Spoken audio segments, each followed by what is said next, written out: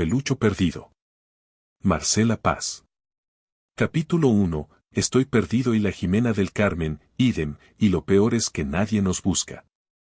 No hay avisos de radio que digan, se gratificará, con un barril millonario al que devuelva niños perdidos, etcétera, etcétera, ni cosa por el estilo. Porque mi familia es de esa gente que busca las cosas perdidas, pero jamás la fruta ni la plata ni los parientes. Tampoco buscaron a la tía Emma, sino que dijeron siempre, la Emma es una perdida, y se acabó el cuento. Ellos creen que uno se pierde adrede y quieren obligarlo a encontrarse. Pero, mis queridos radioescuchas, vean ustedes cómo sucedieron las cosas.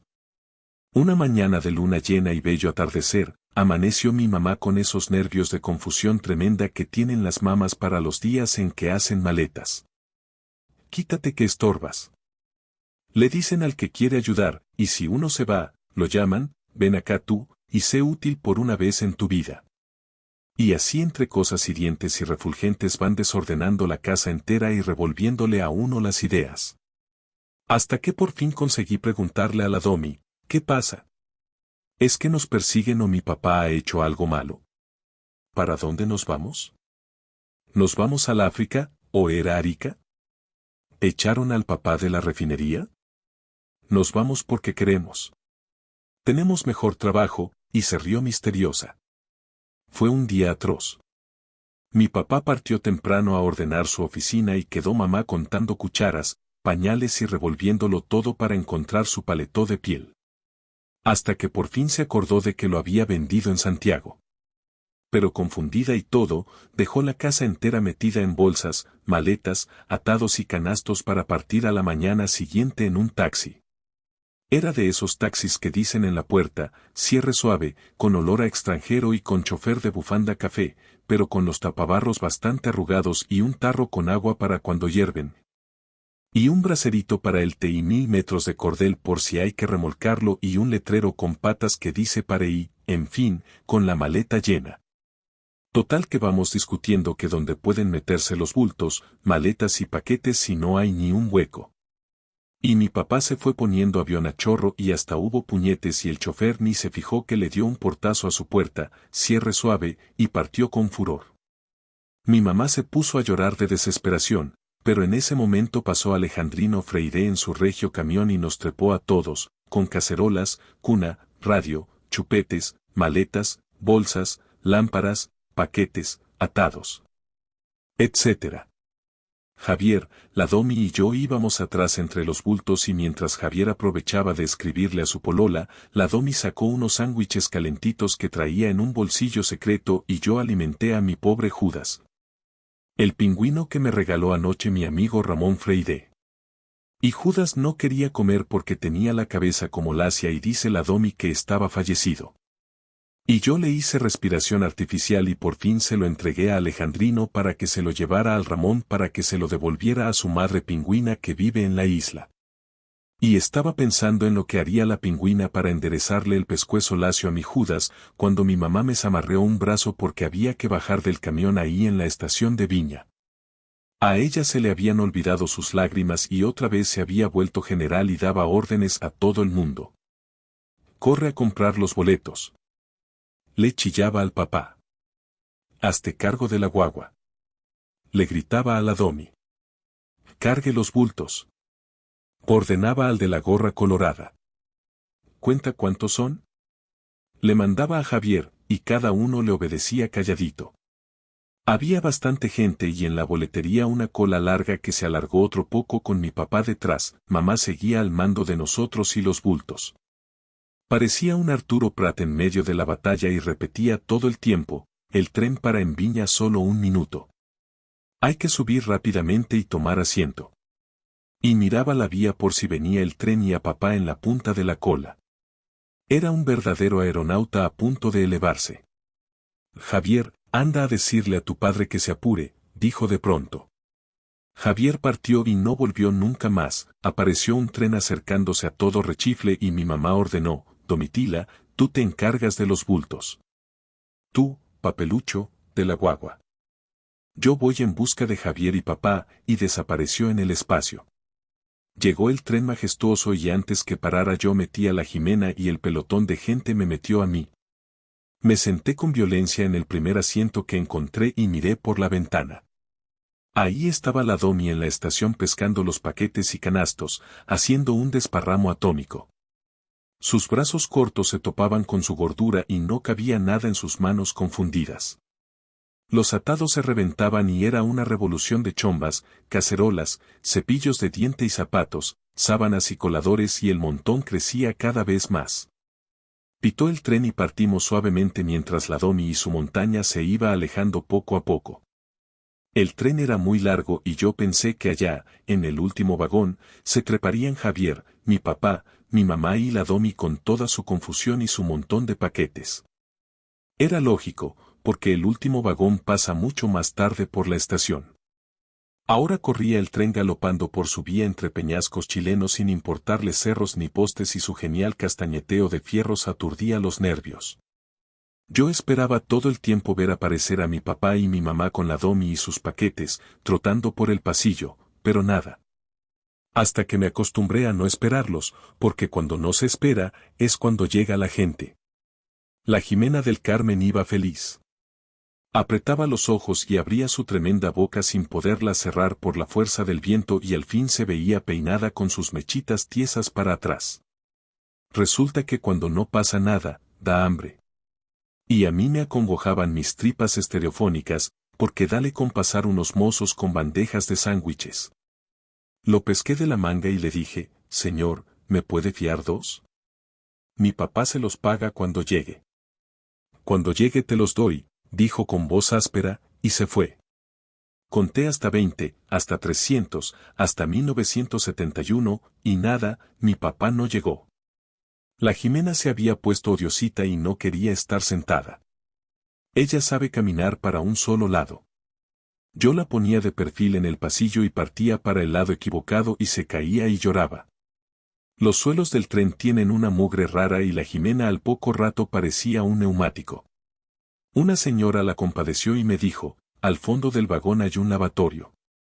Llevé a la guagua y era un excusado del porte de un confesionario, pero con un olor tremendo, y yo empecé a lavar a la Jimena por pedazos, hasta que me aburrí y la lavé enterita con ropa y todo. No había con qué secarla y sus vestidos se le pegaban tal como a los santos de yeso. Tampoco podíamos salir de ahí porque la puerta se había cerrado perpetua. Pero de repente se estremeció el tren como terremoto y, ¡zas!, se abrió la famosa y caímos los dos afuera. La genial señora del excusado recogió a la guagua que se había puesto entera negra otra vez con el costalazo, la desvistió, la secó con su pañuelo y me dijo que sujetara la ropa en la ventana para que el viento la secara. Yo obedecí, pero ni sé si se desintegró en el viento la famosa ropa o quizás se voló. Menos mal que la Jimena es de esas guaguas gorditas que se ven bien en calzones y parecen muñecas plásticas de las más caras. En todo caso la gente ahí se hizo amiga y empezó a darnos galletas, caramelos y hasta un pañuelo de seda que le pusieron de vestido a la Ji. En eso paró el tren y todo el mundo empezó a bajarse muy apurado. Yo también me bajé muy apurado. Había miles de gente apurada que empujaban para subirse más apurados a otro tren. Yo idé con la Ji porque me acordé de eso que siempre dice mi papá, donde fueres haz lo que vieres. Este tren resultó más estupendo y volví a creer que iba a encontrar en él a mi mamá, porque tenía gente nueva, asientos blandos, vidrios limpios y olor suave. Ya no teníamos hambre y ni nos importaban los vendedores de cosas. Mirábamos apasionadamente a cada persona, pero ninguna era de la familia, cuando suavemente partió el tren. Casi pensé ponerme triste, pero después volví a pensar que era mejor creer que luego llegaríamos a Arica, o era al África, y encontraríamos a todos en la estación esperándonos. Y con este pensamiento me dormí. Capítulo 2. Soñaba que vivía con mi papá y mi mamá en una casa de nylon en Arica, y aunque había miles de chocolates importados a ella le daba por preparar sopas de pollo, y échale pollos y más pollos. Y dale hasta que por fin desperté con odio a los pollos. Y otra vez nos dio hambre. El tren era una especie de jet y volaba con un sangoloteo furibundo que me tiraba la guagua encima a cada instante. junto con el olor a sopa de pollo salían todo el tiempo por la puerta del carro unos mozos con chaqueta casi blanca y montones de platos chorreando guisos ricos. Cada vez creía yo que era para nosotros, pero seguían de largo. Hasta que al fin le pregunté a uno, ¿a qué hora nos va a servir a nosotros, señor? Sirvo al vagón comedor, contestó con cara de león de la metro, y nos hizo un desprecio. Vamos al comedor, le dije a mi hermana. Me contestó ella amablemente, a lo mejor está ahí mamá y los demás, le dije a la Ji. Lo bueno de la guagua es que entiende todo lo que le dicen, pero contesta siempre lo mismo. Ponte de lado para que camines de frente. Pero era inútil, porque el apuro del tren nos hacía chocar y chocar. Llegamos a un vagón con mesitas que tenían pan, mantel, mostaza, florero y aceitero. Pescamos un asiento y ahí nos instalamos perpetuamente, le di un pan a la guagua y se quedó tranquila baboseándolo. En la mesa de nosotros una señora y un caballero comían una chuleta jugosa que me daba tilimbres en las tripas. Por fin se acercó un mozo y preguntó, ¿qué le sirvo, joven? Lo mismo que al caballero, dije. ¿Y a la criaturita? Idem, contesté. El caballero sonrió y se hizo amigo mientras volvía el mozo. ¿Viajan solitos?, preguntó. No, en familia, expliqué, a mi papá lo han trasladado al norte. ¿Al norte? Pero este tren va hacia el sur, me contradició. No digas tonterías, dijo la señora, soltando la chuleta. Eso depende del pueblo en que viven. Pero este tren va al sur, alegó, un poco furioso. Tú siempre me discutes. Solo cuando dices tonterías, dijo ella y volvió a morder el hueso. Por suerte apareció el mozo con los platos de chuletas. Cuando uno come algo tan sabroso no se oye, y solo se ven las caras llenas de furia. La guagua se atoraba porque no tiene dientes, pero tragaba por fin, y cuando llegó el postre y estábamos contentos y sin hambre, se armó el enredo grande. Porque el caballero y la señora se agarraron a pelear con el mozo porque no querían pagar nuestra comida. Pero menos mal que aunque estaban furiosos, ya no peleaban entre ellos. Jovencito, me dijo a mí el caballero. Haga el favor de decirme dónde está su padre, no tengo la mayor idea, contesté. Es que tendrá que decírmelo. Me debe su almuerzo y el de su hermana. ¿En qué vagón viaja su familia? Eso es lo que no sé. Explíquese. A mi papá lo trasladaron al norte y hoy fuimos juntos a la estación a tomar el tren. A mí me dejaron con la guagua mientras iban a ver no sé qué enredo de maletas. Cuando vi que el tren se iba, nos subimos y, nada más, vamos viajando hacia el sur, dijo con cara de odio. Sentí una cosa rara. La guagua y yo íbamos viajando al sur, ¿a qué parte del sur? Menos mal que estábamos en el tren y ahí la cosa era segura. La cuestión era no bajarnos nunca del tren, así tendríamos comida y de todo. Además, mientras más lejos fuera el tren más se demoraba en llegar y más tiempo les daría a mi papá y a mi mamá para alcanzarnos. Parece que tomarnos el tren equivocado, le dije a mi hermana. Me contestó y se rió. Eso bueno tiene, que ni es miedosa ni acomplejada. La señora seguía alegándole al marido, hay que darle cuenta al conductor, decía, déjate de tonterías. ¿Qué sabe el conductor? Telegrafiará a investigaciones. ¿No te das cuenta que son niños chicos y van viajando solos? ¿No comprendes todavía que son niños perdidos? Dios mío. Éramos igual que la tía Erna. Lo que yo no había querido ni pensar. Perdidos. No en un teatro, no en la calle, en una tierra extraña. Recé, San Antonio, haz que alguien te haga una promesa y nos encuentren.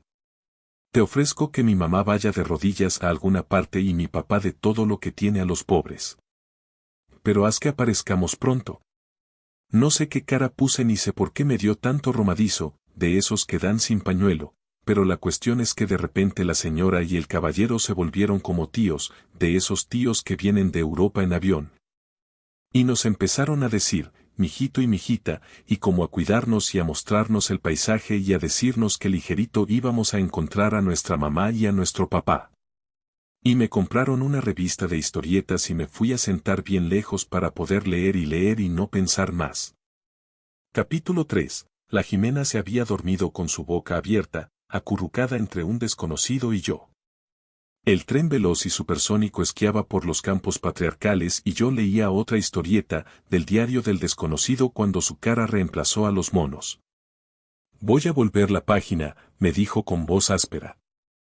Espere un poco, le repliqué, mientras leía el final. En ese momento se acercó el inspector. ¿Los niños viajan con el señor diputado?, preguntó al desconocido. Así parece, respondió él con ojos picarescos. El inspector hizo un saludito a la gorra y partió. Entonces me fijé que el diputado era un señor igual que cualquiera, pero un poquito más gordo solamente. ¿Usted también va al norte?, le pregunté. ¿Al norte en flecha?, exclamó. Vamos al sur, hijo. En ese momento me acordé de todo otra vez. Íbamos en viaje al sur mientras que mi mamá y los demás iban al norte. Cada minuto y cada vuelta de rueda de los dos trenes nos separaba más. Mientras el tren que llevaba a mi mamá subía por el mapa, el de nosotros bajaba con violencia. ¿Qué hacer? Había que parar el tren, había que decirle al maquinista que pusiera marcha atrás, pensé a chorro. ¿Usted es diputado de nacimiento?, le pregunté al señor. Yo sabía que no. No, hijo, fui elegido por el pueblo. ¿Para qué? Para estudiar las leyes, para gobernar en el Congreso. ¿Usted puede mandar entonces? ¿Por qué no hace el favor de decirle al maquinista que ponga marcha atrás? Queremos ir al norte a juntarnos con mi papá. Si sigue andando este tren nos vamos perdiendo más y más, comprendo, dijo con carraspera. Sin embargo, no es posible llevar al norte a toda esta gente que ha tomado pasaje para el sur. ¿No te parece? Yo comprendí y me dio hipo. En Osorno me preocuparé de ti, dijo.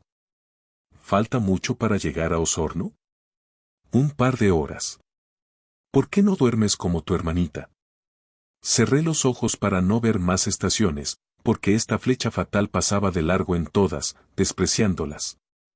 Los ojos se me abrían. Había que hacer algo. Yo me desesperaba, y cuando uno se desespera dan ganas de que venga un temblor para que la desesperación se remezca y cambie. Pero en un tren ni hay caso porque uno va remecido perpetuo. Y cuando uno no quiere perderse y se va perdiendo a cada minuto más y por la obligación de un estúpido tren. ¿Qué hacer para atajarlo? Cuando yo sea diputado haré trenes que los manejen los pasajeros desde su propio asiento, a retroimpulso y con vagones de emergencia, o sea, cápsulas de arrepentimiento para que se puedan volver los equivocados y seguir los demás. Y así pensando y pensando se me ocurrió de repente que mi papá tendría que darse cuenta de que yo y su única hija Jimena estaban en el sur y era lógico que nos viniera a buscar. Y tal vez le convenga más trabajar en el sur que en el norte, al menos, a mi mamá, que siempre anda peleando con la Domi y todas las empleadas son del sur. Con esto me consolé y parece que me dormí. Y apenitas me había dormido y estaba soñando que el flecha como flecha flechaba por los rieles su camino al sur, cuando una inmensa montaña se le puso en el camino. El tren paró violento y el maquinista saltó afuera furioso, ¿con qué derecho me ataja?, le gritó al cerro. Con mi derecho de diputado, contestó el cerro con una voz muy conocida. Y entonces me di cuenta de que era la voz de mi papá y el cerro era mi propio papá. Lo malo fue que desperté porque en ese momento era inmensamente feliz. Y desperté porque la gente alborotada recogía sus maletas y se bajaba en una estación. Era Osorno. Desperté al ají y nos bajamos los dos. Yo ya no estaba triste sino que muy feliz y sentía como una agüita en el alma y como un cariño tremendo de grande por mi papá. Ni me había dado cuenta de que lo quería tanto antes. ¿Sería un sueño profético? Hola, papelucho. Sentí una voz a mi lado. Pero no era mi papá, sino el diputado. No sé por qué sentí como si fuera algo de mi papá, y me dio un feroz gusto verlo. Venía acompañado de una señora el doble de gorda que él, pero con cara de tía, tenía unos hoyitos en los cachetes y otro en la pera y un montón de arruguitas en los ojos. El diputado le explicaba lo del norte y del sur y nosotros, y la señora se iba poniendo cada vez más blanda y más tiritona y le brillaban los ojitos azules. Llevémoslos a casa, Braulio, le dijo tierna al dipú. Necesitan un buen desayuno y enseguida nos preocuparemos de sus padres. Subimos en un jeep inglés tapado de barro duro. La señora tenía olor a peluquería y se remecía entera igual que el motor. Eran de esa gente de libro de lectura, que no discuten, que todo les parece bien. El jeep tenía escape libre y la señora 1000 pulseras hundidas en su brazo gordo que solo aparecían en las curvas. Llegamos a una casa macanuda, con todo, copas de campeonato, paragüera, radio, espuelas, sopapo, extinguidor de incendio, estiladera, molino de agua y de café y montones de cosas nunca vistas. La señora bebé a cada rato decía, mijito, y yo creía que era a mí, porque como iba a pensar que a ese tremendo diputado le iba a decir así, ni tampoco creía que él necesitaba comer esas cosas para el desayuno. Porque nos dieron, huevos fritos, queque, choclos con mantequilla, mortadela, café con leche y una cuestión que se llama natre y ciruelas con crema de postre. Yo habría querido ser del porte del dipú para comer tanto como él. Tal vez porque tengo las orejas tan supersónicas de paradas me chillaban adentro con la radio tan fuerte. Por fin le entendí esto al diputado, ¿tienes la dirección de tu padre? No, mijito, contesté, sin querer. El dipú hizo una carraspera de 1000 toneladas. Pero con la comida se me abrió la memoria y me acordé de que el papá del casi vivía en el propio Osorno. Tengo un amigo en Osorno, clamé con violencia. Usted lo debe conocer, porque tiene un diario. Mi amigo es Casimiro Silva. En Osorno, amiguito, hay 97 Silvas. Sí, pero el papá del casi es uno solo, alegué, y tampoco tendrán todos un diario, ninguno tiene diario, papelucho. Puede ser reporter, redactor, fotógrafo o simplemente colaborador. En los diarios de Osorno hay lo menos 6 Silva en cada uno. Entonces es muy fácil averiguarlo. No cuesta mucho ir a sus casas a ver cuál es la de mi amigo. La señora del diputado se atoró con el queso, pero tosiendo y todo me apretó la mano. Yo te llevaré a verlos. Mi marido es un hombre muy ocupado, dijo desconsoladamente. Total que la señora bañó a la Jimena del Carmen, la vistió con unos trapos raros y la acostó a dormir. Yo me peiní y me lavé las manos y nos subimos otra vez al jeep inglés. Había que ver cómo hacía sonar los cambios la señora y cómo le tiritaba el cuerpo pasando los hoyos. En fin, que hicimos 12 visitas y encontramos a 4 Silvas, pero ninguno era el papá del casi. Los otros 8 estaban fuera de casa en su trabajo, y algunos tenían solo hijas mujeres y otros ningún hijo. Iremos a los diarios a averiguar más, dijo ella apasionadamente. Y entre tanto, quiero que te sientas en tu casa. Mi marido es diputado de la zona y yo presidenta del club, Avance. Volvimos a casa y encontramos a la Jimena del Carmen comiendo pollo en la cocina. La cocinera le había puesto una cinta roja en sus mechas y parecía un aviso de refresco. Yo pensaba que es una gran cosa ser hijo de diputado cuando uno está perdido, y justo cuando estaba pensando en eso se reventó la olla a presión en la cocina y fue igual que una bomba atómica porque saltó la tapa al techo. Dio bote en la cara de la presidenta del club, Avance, bañó de tallarines a la cocinera y le quemó el cogote y una verruga que tenía en el brazo. Y se armó una de gritos, de ayes, y ayayayes, y total que a la cocinera le dio con que se iba por culpa de esos chiquillos. Y la señora del diputado no pudo hablar más porque la quemadura era en la boca y se la cerraron perpetua con curitas. Mientras más callaba ella, más hablaba la cocinera y más lloraba la ají del susto, hasta que yo decidí partir de esa casa embrujada. Y nos fuimos por Osorno caminando con la ají hasta llegar a una plaza donde vendían el diario. El señor que lo vendía tenía que saber cómo podría encontrar al papá del casi, pensé yo. Pero, oh milagro, el caballero que vendía los diarios era el propio papá del casi. Papelucho. Disparó al vernos. Tú aquí en Osorno. Lo buscaba, señor Silva, dije paulatinamente. Le tengo una noticia para su diario. Se perdieron mi papá, mamá, Javier y la Domi. ¿Cómo es eso? ¿Dónde se perdieron? Ahí está el misterio. Podría ser en el norte, pero no se sabe. Hay que encontrarlos. Para eso está su servidor, Miro Silva, periodista y detective.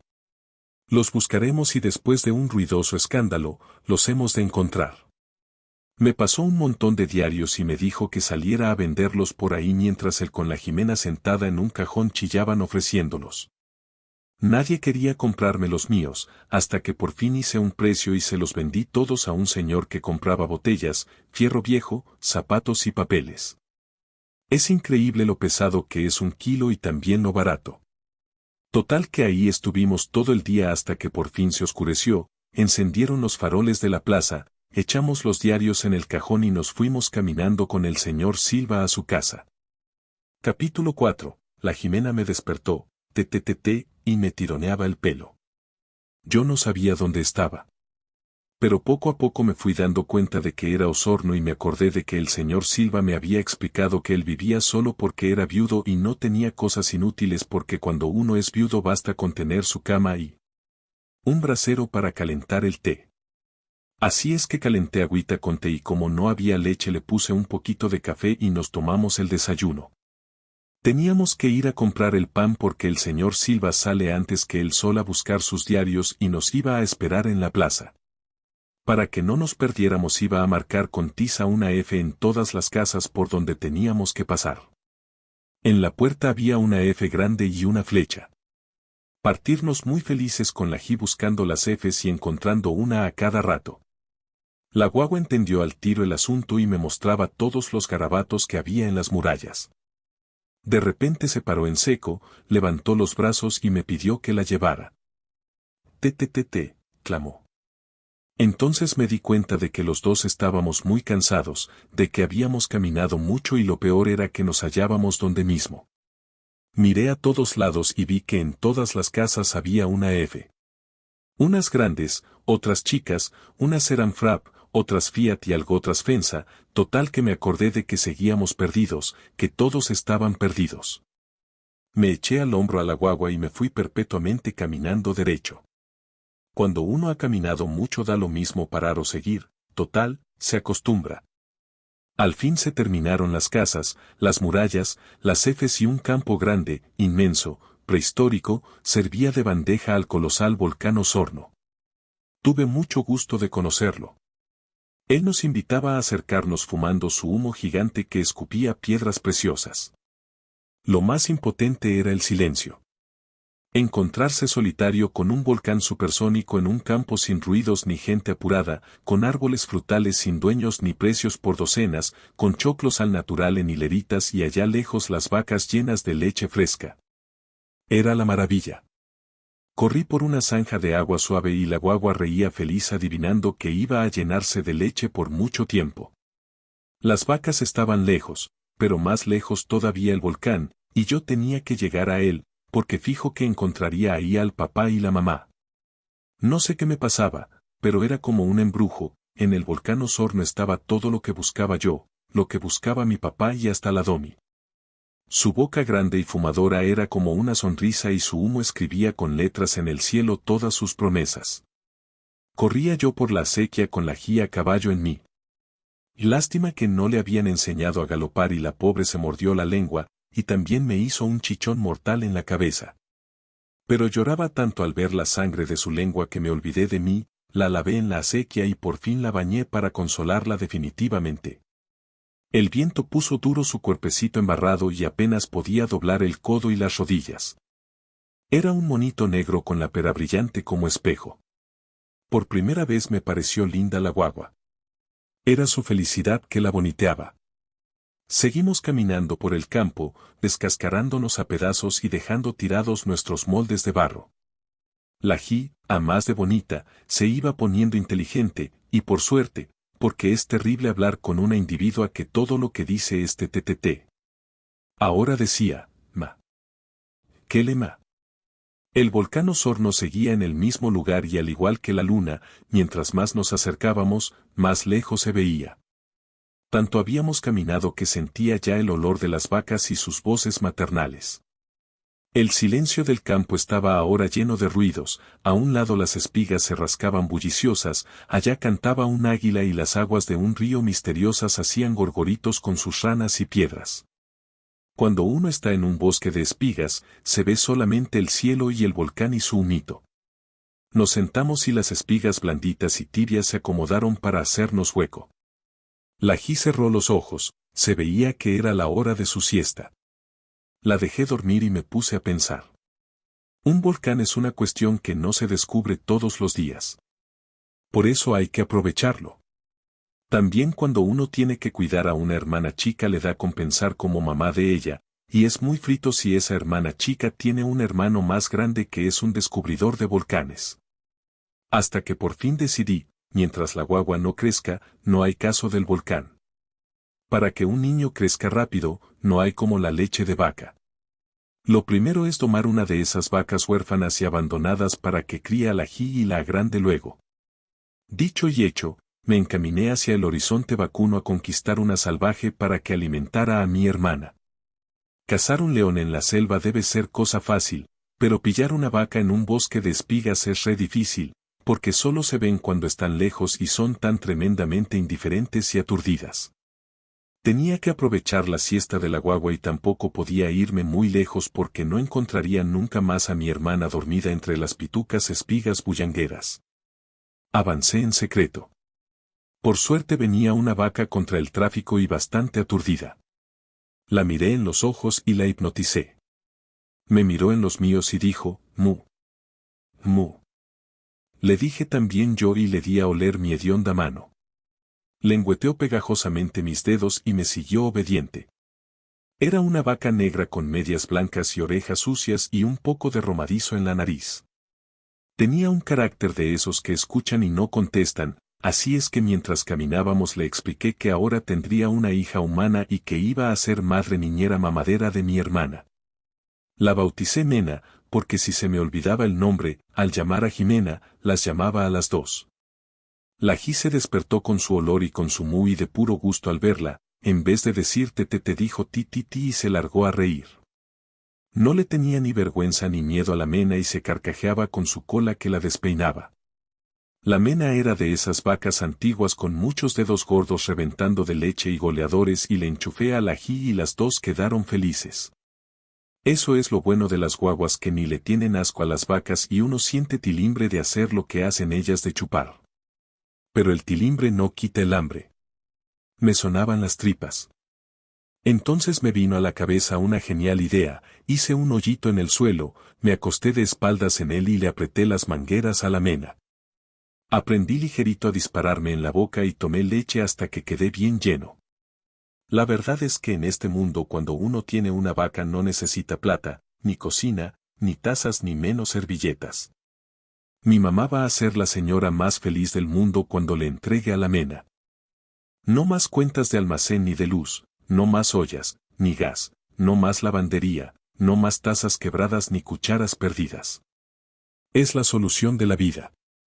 Y mi papá puede poner el negocio de terneras y enseñar vacas jóvenes para todo servicio, otras para niños huérfanos, otras para caballeros solos y hasta algunas para viejitas chuñuscas. Es decir, para cada estilo. Capítulo 5. Siempre, cuando uno cree que todo está perfecto, resulta lo contrario. Así es la vida, sorpresosa y contreras. Justo cuando ya nos sentíamos eternamente felices, vino lo terrible, la noche. Porque la noche, en un potrero de Osorno, alumbrado por el genial volcán y con la música ambiental de las vacas salvajes, es algo tremendo. Sobre todo cuando uno tiene una hermana chica que cuidar. Y todo huele a azufre, a odio de clases entre vacas enemigas de uno y armas invisibles de la selva. Uno se vuelve todo orejas y narices. Uno se trepa a caballo en la vaca y ella se ha puesto helada y tiritona y sus ojos tienen mamitas de volcán, ¿volver a la ciudad? Todo un día de camino, es decir, toda la noche. Señor, ayúdame. Clamé, igual que en la tele, y el Señor me escuchó. Me sentí como de fierro. Tomé confianza y seguí pidiendo, Señor, que pase luego la noche y sea día. No apagues el volcán porque todavía se pone esto más oscuro. Haz un milagro cualquiera pero que se aleje el peligro y podamos dormir. Dicho y hecho, se encendió una luz. No de otro volcán. Estaba cerca del suelo y no lejos. Una luz firme y tranquila. Ji, ¿ves esa luz? La Ji rió con sus dos dientes. Yo se lo había preguntado para estar seguro de que no soñaba. Era verdad la luz. Andando, Mena. Ordené, y tirando de un cuerno a nuestra amiga nos encaminamos hacia la luz. A mí me dio por creerme San José, a la Mena el burro y la Ji la Virgen. Por lo demás, en la noche, nos veíamos parecidos. De pronto, desapareció la luz. Sentí congoja. Apareció de nuevo. Vuelta a perderse. Comprendí entonces que ramas malditas la escondían tratando de engañarme. Seguimos caminando y la Mena ya no estaba tan helada. Y entonces, con violencia, tuvimos delante, y muy cerca, aquella luz. Había un cristal de ventana, hasta con cortina, y el bulto impotente de un rancho con olor a comida. Avancé con cuidado, de una mano agarrado el cuerno de la Mena, de la otra la Ji. Nos acercamos a la ventanilla y miramos los tres hacia adentro. Había una mesa con un mantel de cuadros, un pan grande en un plato, un queso en otro y la cabeza rubia de un hombre contra la ventana, escondía lo demás. Su chaqueta de cuero estaba rodeada de perfume a salchichas deliciosas que sostenía en un tenedor y hacía desaparecer por su bocaza. Esto de nosotros perdidos en un bosque, esta casita mágica, me recordaba algo. Pensé en Hansel y Gretel. Me dije, este es cuento de hadas. Pensé, los cuentos a veces han sido ciertos. Me dije, ¿vas a ser cobarde y perderte una salchicha por miedo? Pensé, ¿cómo llamar a esa ventana en plena noche sin asustar al caballero rubio? Mu. Dijo la Mena, y al instante la cabeza rubia se volvió hacia la ventana con unos ojos redondos y celestes. No alcanzamos a huir. Esa cabeza se asomó completa y una voz en idioma raro nos saludó. Estamos un poquito perdidos, le expliqué. Vimos luz en su casa y... Había dos cabezas ahora, la otra mucho más rubia todavía. La Ji le mostró sus dientes y la Mena volvió a hacer mu. Adelante, dijo la señora rubia, y habló algo raro al señor. Escondió su cabeza y la sacó con cuerpo y todo por una puerta invisible. Nos cogió de la mano a mí y a la Ji y nos invitó a entrar. El olor de salchichas era de primera. Parecían tremendamente felices con nosotros tres, igual que en el cuento, y a uno le daba miedo ser el cuento. Uno querría pensar en otra cosa, pero se acordaba de esa casita de caramelo, de ese viejo que lo engorda a uno para comerlo más sabroso. Pensé, yo recé a Dios y me oyó mi oración. Hizo el milagro y ahora yo tengo malos pensamientos. He perdido la fe. Entramos. Pero ahí era el milagro y nos estaban invitando a comer su rico pan negro, su queso, sus salchichas. La Ji se atoraba de felicidad y la Mena estaba eternamente callada en su establo, porque parece que era una vaca de ellos que se había perdido hacía tiempo. Tú me has devuelto mi mejor vaca, decía el señor Hans haciendo brillar sus ojos. Yo ni sabía que era suya, respondí. Yo estoy tan agradecido de ti, repetía, que agradece, dije yo. A lo mejor fue la vaca quien nos trajo, ella conoce el camino, da rabia que a uno lo crean santo u honrado cuando ni piensa serlo. Entonces es el destino, dijo Gretel, y mostró todos sus dientes que eran miles. ¿Usted no cree en los milagros? Le pregunté. Hizo unos ruiditos, igual que cuando uno llama a los pollos, y meneó la cabeza. ¿Entonces usted tampoco tiene fe? Le pregunté, y ella volvió a menear la cabeza con violencia. Ahí sí que me dio rabia, que una alemana con marido, vaca, casa y de un cuanto hay, diga que no tiene ni gota de té. Es demasiado, así que le prometí a Dios que yo la iba a convertir. Nos acostaron en una cama blanca tapada con un inmenso almohadón de colores, relleno de plumas y nos dijeron, Gute Nacht. Yo me desvelé pensando qué debía yo hacer. Lo único que se me ocurrió fue quitarles la vaca de nuevo y perderla igual que antes. Algún día tendrían que rezar para que apareciera. Porque si Dios se las había devuelto gratis y ellos no estaban agradecidos, yo, como amigo de Dios, les haría entender que los milagros son milagros, y se acabó. Y prum, me dormí. Capítulo 6. Desperté con una cosa que me hacía cosquillas en la frente y me picaba una oreja. Era la gallina Schatz que dormía antes en nuestra cama y estaba enseñada a despertar a todo el mundo. Cacareaba como un gallo y se le ponía blanca la cresta haciendo fuerzas. Es increíble el hambre que da el sur y lo bien que cae el desayuno alemán, pero cuando uno tiene hecha una promesa a Dios, no puede pensar en otra cosa hasta que la cumple. Y junto con pararnos de la mesa, cuando Hans se fue a picar leña y Gretel se llevó al ají a los gallineros para darle comida a las aves, partí yo al establo a buscar la famosa vaca que había de perder. Ahora que era de día me daba cuenta de que la pobre tuvo razón de irse. Estaba prisionera, con una cadena al cuello, junto con otras a cadena perpetua. Ella me reconoció y la desaté paulatinamente. Me la llevé por la senda del honor, es decir, por un camino desconocido que íbamos abriendo los dos entre las espigas. Caminamos y caminamos largo rato hasta que nos perdimos. ¿Qué haría Gretel cuando se diera cuenta de que faltábamos los dos? ¿Saldría a buscarnos? ¿Se vengaría en la ají? Es terrible tener preocupaciones, pero las promesas son promesas y hay que cumplirlas. Yo la cumplí y me volví a la casa. Dejé a la vaca perdida y me fui enredando las espigas para no dejar rastro ni huella. Llegué a la casa y estaba cada uno en su cada cosa, nadie se había dado cuenta de que faltábamos la vaca y yo. Entonces miré al volcán y lo miré tanto que de pronto pensé que si Dios lo había hecho tan alto, para algo sería. Hasta que por fin se me ocurrió esto, si yo trepaba hasta el cogollo podría divisar el norte y tal vez a mi mamá en alguna parte. Y si ella me buscaba, seguramente tendría anteojos de larga vista y me vería. Una vez que ella me viera se quedaría tranquila de saber que estábamos bien en la punta del volcán. Le expliqué al señor Hans y él movió la cabeza y se rió, igual que la mueve y se ríe todo el tiempo.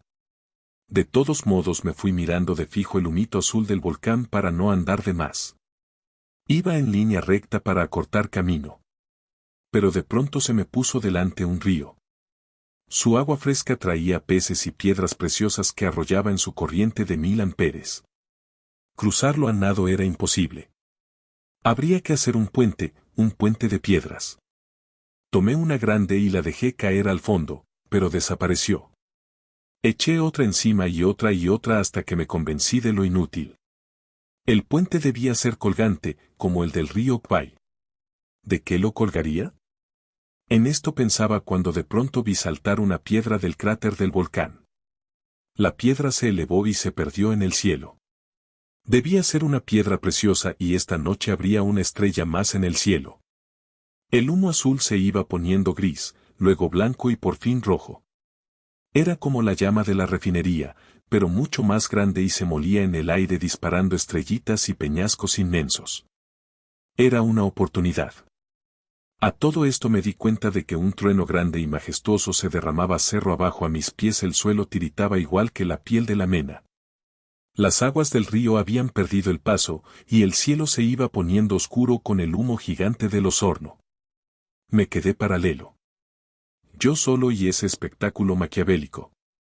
Sin duda era un aviso para que no siguiera adelante en mi camino al volcán. Por sus laderas saltaban peñascos muy alborotados. Yo estaba feliz, eternamente feliz. De pronto me di cuenta de que me rodeaba el agua. El río se había desbocado y entre mis zapatos hallé una liebre muy asustada. Se tranquilizó en mi ancho pecho caliente y con ella se me pasó el susto de ser una isla en el río. A uno le gusta tener aventuras y poder contar algo cuando vuelve a la casa, pero la cuestión es poder volver. Porque si uno está rodeado de agua y esa agua es tan profunda que se traga toda piedra, no es fácil salir de allí.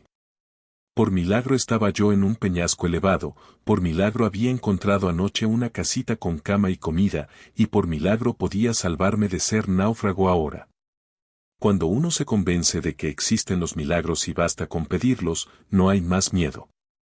Y aunque se demoren un poco, si uno tiene en sus brazos una liebre más asustada que uno, eso da confianza. Recé, y tal vez porque me sentía tan gallito, Dios se hizo el sordo. En vez de secarse el río, se abrió más grande, más hondo, con más olas. El agua subía a mis zapatos y mis dedos empezaban a ahogarse. El corazón de la liebre era un jet y el mío se iba poniendo tan lento que creo se detuvo. Las nubes negras, o sea el humo, etcétera, etcétera, etcétera. Cuando a uno se le para el corazón, se muere. Morir parado en una piedra o ahogado en un río, es idem si uno se muere de veras. Saqué bien la cuenta, me convencí y me lancé a nado. Me pegué fuerte contra las piedras del fondo y la liebre se me subió al cogote. Entonces me levanté para contar mis heridas y me di cuenta de que el agua era poca, tan poca, que apenitas me cubría los pies, y mis heridas eran puramente 8, y no bien mortales, tampoco. La liebre estaba muy nerviosa y tenía que sujetarla con las 2 manos mientras miraba al cielo. El humo negro se iba retorciendo en un enorme tirabuzón y el volcán Osorno echaba unos escupitos chicos como de velos blancos. Me sentí elevado por una garra inmensa y solo atiné a apretar la liebre entre mis brazos. Cuando recobré la calma, la liebre tenía la lengua afuera y estaba medio ahogada por mi fuerza. A mi lado, el señor Hans me hablaba con su lengua de revoltijo, «Está sanito», decía con su saliva espesa. Tembló violento porque el volcán eructó y tuve miedo de ti. Era una gran noticia, pero me acordé del ají y me dio congoja. ¿Qué le habría pasado a ella? No sabía cómo preguntar. Por suerte los alemanes son adivinos. Tu hermanita muy bien, me dijo, como telegrama, cuando me subió al anca del tordillo. Te espera ella y una sopa de lentejas. Yo respiré feliz y tan fuerte que apreté mis talones, y el tordillo saltó a todo galope camino de la casa. Capítulo 7. Junto con llegar al rancho me di cuenta de que algo raro pasaba. La señora Gretel saltaba como loca, se echaba al suelo dándose vueltas de carnero, sudaba y por todas partes había cosas tiradas, manzanas, duraznos, flores y floreros. En el medio, rodeada de extraños juguetes y con la colita para arriba y la cabeza pegada al suelo, se chupaba un dedo la ají. Ella no quiere jugar, dijo Gretel, arreglándose el pelo. Tiene mal ánimo y no puedo sonreírla. Pero se ve que la ají estaba esperando la liebre. Al tiro se puso contenta y a la liebre se le pasaron los nervios. La señora Gretel ordenó la casa y todo se volvió aburrido como si uno hubiera nacido allí. Hasta la sopa de lentejas tenía un gusto de toda la vida. Para alegrarme, pensaba que al menos el norte debe ser distinto del sur, y al fin y al cabo lo más importante para un hijo perdido es que lo encuentren. Aunque Hansel me prestó su caballo, aunque Gretel nos dio kuchen al té, aunque el sur de Chile es la maravilla, yo prefiero el norte. Aunque nadie reta ni castiga, aunque nunca prohíben hacer algo, aunque nadie se enoja o se pone nervioso, yo prefiero mis papas chilenos. Gretel decía al darnos kuchen, ¿quieren vivir siempre con nosotros ya? Adoramos los niños. Y sus ojos daban chispas azules y sus manos rosadas se apretaban como rezando. Yo quería convencerla de que cuando una tiene su mamá propia le caen mal las tentaciones de ser hijo de alemán del sur. No quería ser mal agradecido tampoco. Yo tengo mal genio, le dije. También soy desordenado, porfiado y no sé qué más. Ahora ni me acuerdo, pero creo que no le convengo de hijo. Y mi hermana tiene malas costumbres. Además es atrasada de noticias, lo que quiere decir que no es inteligente. Es chiquita, dijo Gretel, poniendo la boca como chupete viejo. Deporte, expliqué. Tiene bastante edad. Siempre será guaguaychica, por eso la cuido tanto. No tiene remedio. Clamé, aburrido. Hans habló en alemán y Gretel empezó otra vez a ordenar todo. Es su manía, ¿cómo piensas volver al norte? Me preguntó Hans encendiendo su pipa. En avión, contesté. ¿Sabes la dirección de tus padres? La atrasada de noticias es la G, le contesté. Yo no. Me daba rabia que se metiera en mis secretos de familia. Debías haberte ido al norte inmediatamente, entonces, dijo. ¿Ve usted cómo soy mañoso? Llevo 2 días en Osorno. ¿Y quién sabe cuándo me iré? Hans no contestó.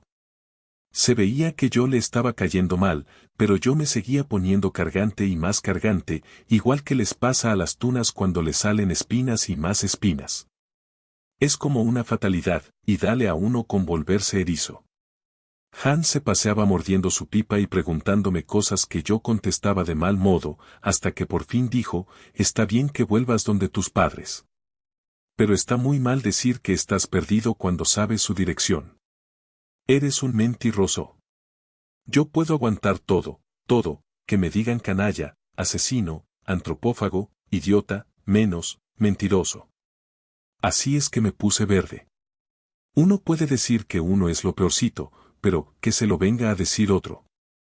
Era tanta mi rabia que se me hinchó la lengua y ni me salió palabra. Mientras más trataba de hablar, más se me pegaban los platinos, hasta que por fin dije, chao. Y cogiendo a la guagua de la mano partí paulatinamente dando un portazo. Caminamos por el campo y con cada paso que dábamos me iba poniendo más y más rabioso. Pero mi rabia de ahora no era contra Hans sino contra mí, yo, cargante. Hans me había salvado de la erupción del volcán, me había dado alojamiento y comida, y yo era un desagradecido. ¿Qué sacaba conseguir caminando cuando sabía que tenía que volver atrás para decir algo? Lo que no sabía era que, algo, diría, ni cómo decirlo. De pronto sentí en mi mano un aire caliente. Miré asustado creyendo que el volcán nos perseguía con su humo negro, y me encontré con la mena y su nariz mocosa. Tete, chilló la Ji abrazándole una pata. Vuélvete, le ordené a la vaca, pero ella me miró desconsoladamente. Las vacas oyen pero no entienden, y aunque le hablé en los cuernos, ni se movió siquiera. Entonces decidí volver con ella, no fueran a pensar que la habíamos robado. Pero no era tan fácil, la mena estaba pegada al suelo. Hay vacas con ideas pero que ni saben explicarlas. La mena nos miraba de fijo y ni entendía mi mandato de que se volviera. Hasta que descubrí que tenía los cuernos tapados, o sea las antenas malas, sin corriente. Me acordé de que había visto animales con un palo transmisor entre sus cuernos, y aunque la madera no transmite electricidad, quizá hace contacto entre cuernos. Encontré un palo, se lo puse, y, junto con ponérselo, cambió de carácter. Estornudó, batió la cola y echando espuma por su mocosa nariz, partió al galope. La Ji se puso a llorar y mientras la consolaba, vi alejarse a la mena hacia el rancho de sus dueños que ojalá habrán rezado para que al verla aparecer, crean en los milagros por fin. Capítulo 8. Todavía miraba el hueco que dejó la mena entre las espigas, cuando divisé a lo lejos un tierral. ¿Sería un tornado de esos que vienen viajando desde Estados Unidos? Dicho y hecho, debía dejarme envolver por él para que nos llevara al norte. Yo sé que los tornados viajan a 1000 por hora, y así, en un poco rato estaríamos con nuestro papá y mamá. Tomé en brazos a la Ji y corrí al encuentro del tornado. Ni sé cómo podía con mi hermana que es pesada y resbalosa, pero la cosa es que mis brazos y mis piernas parecían de atleta y me salían chispas de los talones. Llegué por fin al tornado, pero la nube de polvo la venía echando un camión y se acercaba con un ruido de 1000 diablos. Le hice señas. Si a uno le falla un tornado y se le ofrece un camión, lo aprovecha. Al fin y al cabo, cuando uno está en el sur de Chile, un camión que va de viaje tiene que ir al norte. Y da lo mismo en qué se llega, con tal de llegar. El majestuoso camión iba cargado de troncos que saltaban con infernal ruido, pero entre ellos, su chofer invisible lo detuvo, trepó a la jota adelante y me ayudó a subir. Nos acomodamos entre un chanchito rezongón y una gallina pecosa, y partimos estrepitosamente saltando por los hoyos. Viajamos y viajamos remecidamente. Era un viaje de sordomudos porque nadie sacaba nada con hablar porque nadie oía. Yo a cada rato creía que iba a aparecer una ciudad grande, llena de tiendas de Arica, una estación con bancos y en uno mi mamá esperándonos. Pero nada. La Ji se había dormido con el chancho de almohada.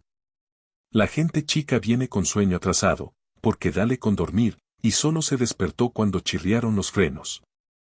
Fue un chillido muy largo, pero al fin el camión se detuvo. Yo me quedé bien sordo. No se oía nada de nada. Era atroz.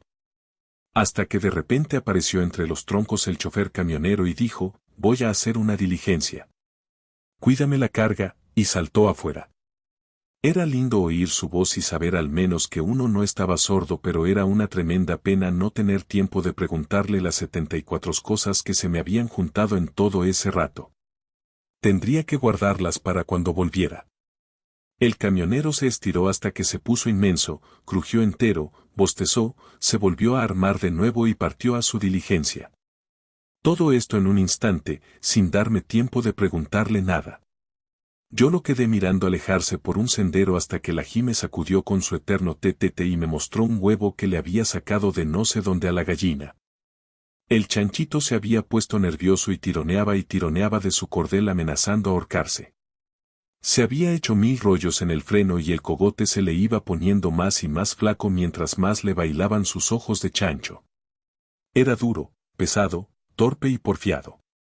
Inútil tratar de hacerlo entender que se diera vuelta al otro lado, inútil moverlo, inútil amansarlo, inútil empujarlo. Le colgaba la lengua. O se moría ahorcado el chancho, o soltaba yo el freno del camión. Lo solté y le salvé la vida. Pero la mala suerte fue que el camino ahí era como de bajada, y mientras desenvolvía el cordel del cogote del chancho ni me di cuenta de que el camión se movía y se seguía moviendo, primero despacito y después más ligero. En realidad íbamos bajando a todo chifle, porque empezó otra vez la sonajera de troncos y no se oía ni el chancho. El paisaje pasaba a chorro a nuestro lado. De pronto me di cuenta de que si el chofer se había bajado del camión, el camión iba entonces sin chofer. Estábamos en órbita y eso era peligroso. Me trepé en el asiento y me agarré con fuerza de la dirección. No era fácil sujetarla a tanta velocidad y con tanto brinco y la sonajera horrenda de los troncos. El camino era ancho porque ni había camino por donde íbamos, porque era puro cerro, pero allá abajo se divisaba plano. Algún día llegaríamos y entonces terminaría esta carrera. Es fácil manejar un camión, pero lo que es difícil es sujetar la carga. Yo me di cuenta de esto al poco rato, porque sentía caer los tremendos troncos, atrás, a los lados, arriba, etc. Cada hoyo disparaba uno o dos, y mientras menos carga había, más saltábamos y más rodaban los troncos ya sueltecitos. Sostenía a la Ji apretada entre mis piernas mientras al chancho le dio por asomarse y colgaba medio cuerpo en el aire. La gallina se revolvía entre sus patas y su cola. Ni me acordaba del chofer y su diligencia. Solamente pensaba en llegar al plano. Y de repente no se oyó más ruido. El último tronco rodaba detrás del camión y aunque agarraba vuelo, no lo alcanzaba. Hubo un sacudón electrónico, un ruido supersónico y, con dolor de muelas, salimos de un enredo de patas y brazos y cola y plumas, la Ji, el chancho, la gallina y yo. El camión estaba clavado en una genial piedra. De sus latas abolladas salían aguas, aceites y alambritos negros. Habíamos llegado. Pero no sabíamos dónde, eso era lo malo, porque ni había a quien preguntarle por qué era de esos valles solitarios entre montones de cerros. Después que se me quitó lo tullido, caminé con la Ji para acá y para allá, volví al camión a revisar lo que quedaba y descubrí el padrón, que era una tarjeta vieja, una botella quebrada y un sándwich con varios mordiscos. Se lo di a la Ji porque tenía pena de que se le hubiera quebrado su huevo, y al chancho le di el huevo con cáscaras y todo. La gallina la solté por si ponía más huevos. Entonces me puse a revisar el motor del camión. Tenía dos cosas buenas, una bujía y un pedazo de ventilador. Saqué la bujía para aprovecharla en algo y estaba pensando en qué, cuando de repente oí una tos.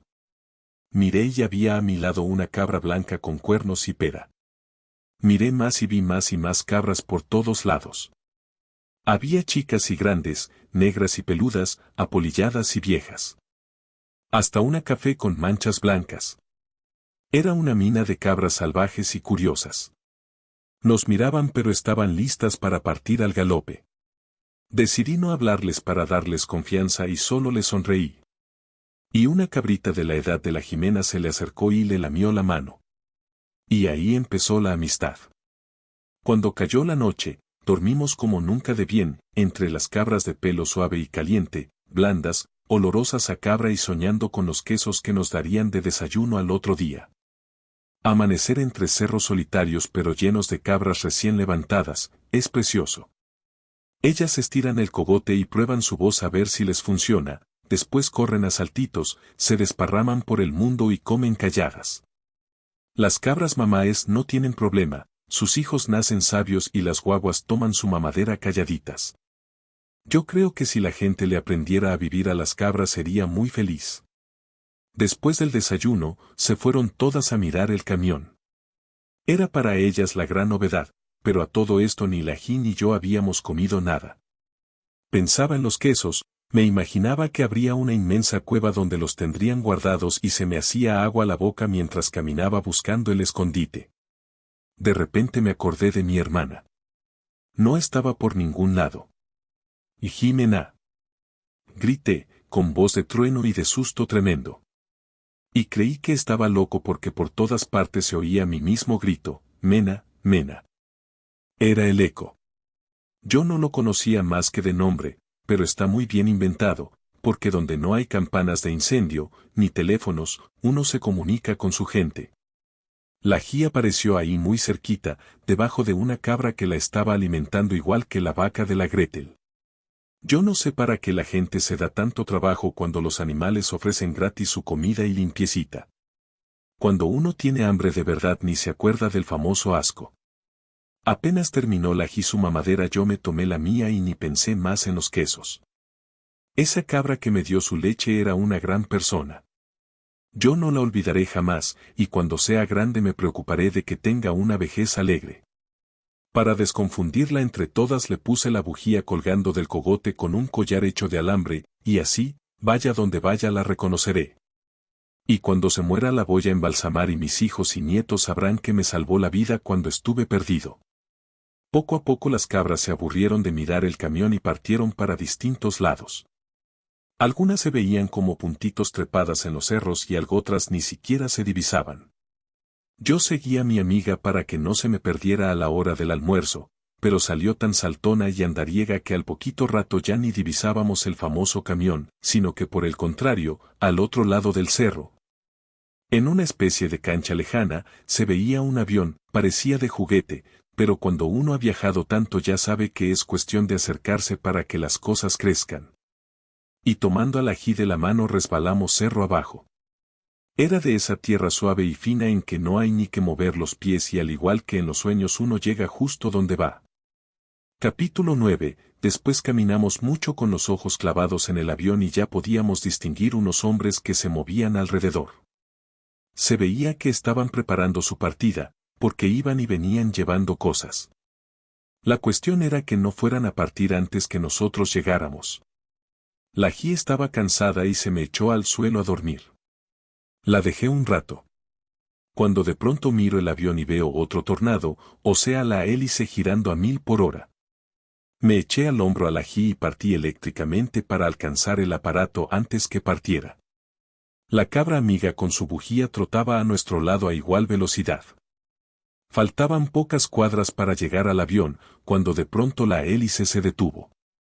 Era una suerte que el aparato estuviera descompuesto y nos diera tiempo para llegar a él, ojalá estuviera grave y se demoraran bastante en arreglarlo.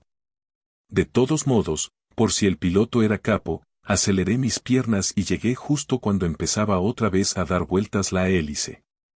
Eso sí que yo había corrido tanto que no podía parar y seguía corriendo alrededor del aparato, hasta que se abrió la puerta y apareció una cabeza de piloto con anteojos y todo. Gritó al vernos pasar, pero ni le entendimos lo que dijo con el ruido del motor. Y aunque no era más que un avioncito Cessna nos demorábamos bastante en darle la vuelta. Cuando volvimos a llegar frente a él, me tiré al suelo con guagua y todo para poder frenar. El piloto dio un salto, se paró a nuestro lado y se agachó. ¿Te ha pescado la hélice, mocoso idiota? Me sopló al oído. No. Chillé con todas mis fuerzas. Pero llévenos con usted.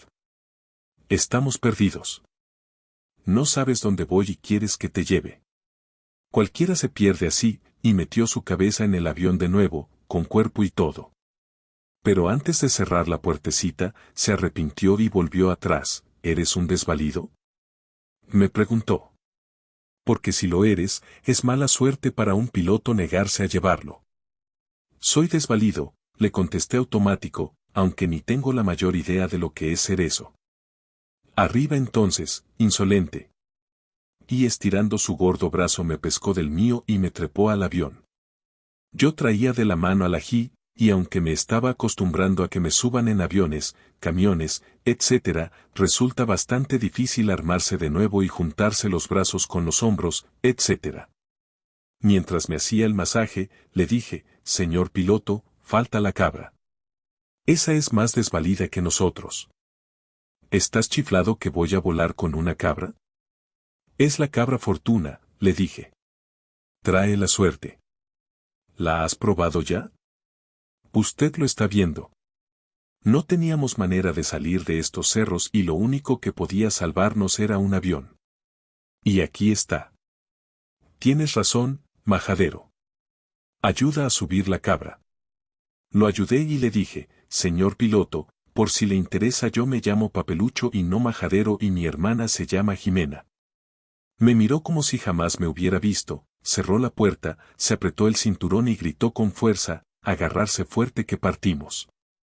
Capítulo 10. El motor chirrió furioso y el Cessna Matapiojos se deslizó por la cancha brincando. De pronto dejó de saltar y nos fuimos rodando para atrás, la Ji, la cabra Fortuna y yo. Nos estrellamos contra unos sacos duros y, bien aferrados los tres, esperamos calladitos a que decolara el aparato. Ya una vez en el aire, la cosa era distinta. Uno se sentía seguro, porque el aire es gran persona. Por una rendija divisé el campo y los cerros donde estuvimos. Se veían chiquititos, cada vez más lejos, mientras nosotros potentes surcábamos los aires, sobre la cordillera, sobre el volcán Osorno, sobre la ciudad, sobre todo. Allá abajo estaría el diputado hablándole a su gorda con la boca cerrada, el papá del casi vendiendo sus diarios en la plaza, Hansel y Gretel echando sus vacas. Yo nací para volar y la Ji también. Al poco rato ella se puso a hablar como si nunca hubiera sido atrasada de noticias y conversaba de todo con la Fortuna. Eso sí que le dio por llamarla mamá y por imaginarse que tenía muchos hermanos. Yo me acerqué al piloto. Él me había dado la idea de que era bueno saber dónde íbamos. Y quería preguntarle, pero era de esos gallos con una arruga negra en la frente y dos en la boca. Parecía que algo le dolía perpetuo. Me vio a su lado y en vez de hablarme, apretó más la boca. Yo creo que se sentía manejando micro a la hora de 12. La arruga en la frente se le volvió chichón alargado y de la nariz le asomaron unos pelos. Estaba furioso. Yo siempre he visto gente enojada hablando y rabiando, pero quedarse con todo lo que uno tiene que decir y manejar un avión debe ser tremendo. Lo mejor era preguntarle muchas cosas hasta que estallara de una vez. Rabiando, se le pasaría la rabia. ¿Para dónde vamos?, le pregunté a todo grito. Pero él se hizo como si no me oyera. Es macanudo volar, dije todavía más fuerte. Pero debe ser bueno saber para dónde uno va. Tampoco contestó. ¿Es suyo este avión? ¿Hace mucho tiempo que es piloto? ¿Cuántas horas de vuelo lleva? ¿Tuvo paperas cuando era chico? ¿Se acuerda todavía de su abuelita? ¿Se le arrugaba la frente cuando estaba en el colegio? ¿Enseñaban en ese tiempo geografía? A medida que se me ocurría una cosa se la preguntaba. Como él no contestaba, me servía de ejercicio para que no se me olvidara hablar. Él ni siquiera estornudaba, y mientras más me daba por preguntarle, menos se movía. De repente llegó la Ji a mi lado. Se me trepó a la falda y se largó, Oye, me dijo, fíjate que mi mamá está con vómitos. Y vomitó una abeja. A mí se me había olvidado que la Ji hablaba ahora y la miré sorpresoso. ¿Qué dices? Que mamá vomitó una abeja y la abeja me quiere picar y ya picó a mi hermana Clory y a mi hermana Coti y a mi hermana Rudy. Y están las tres llorando. ¿Dónde están tus hermanas? Le pregunté, olvidado de su nueva idea. Están ahí atrás. Y la Coti quiere vomitar y no puede y la Clory le pegó a la Rudy porque creyó que ella la había mordido. Y era la abeja. Todo esto lo decía con cara de verdad y muy seria. Me convencí de que era cierto y fui con ella a ver. Era verdad que la Fortuna había vomitado, pero lo de las hermanas eran copuchas de mujeres. Oye Ji, le dije, tú no tienes hermanas, solo un hermano, que soy yo. Así que no más cuentos de Glotis, Rudis y Coris. Clory, Coti y Rudy, me corrigió muy seria. Bueno, como quieras llamarlas, pero me irrumpí cuando vi que se me paraba una abeja en la mano. Era verdad que había vomitado una abeja viva la cabra. A lo mejor esas hermanas. Espanté la abeja y empezó el correteo por todo el avión. Era una abeja enemiga y fuimos a dar al comando de la nave. Es decir, al lado del piloto. Y ahí sucedió lo tremendo. La abeja se convenció de que yo era impillable y se lanzó en picada contra el piloto.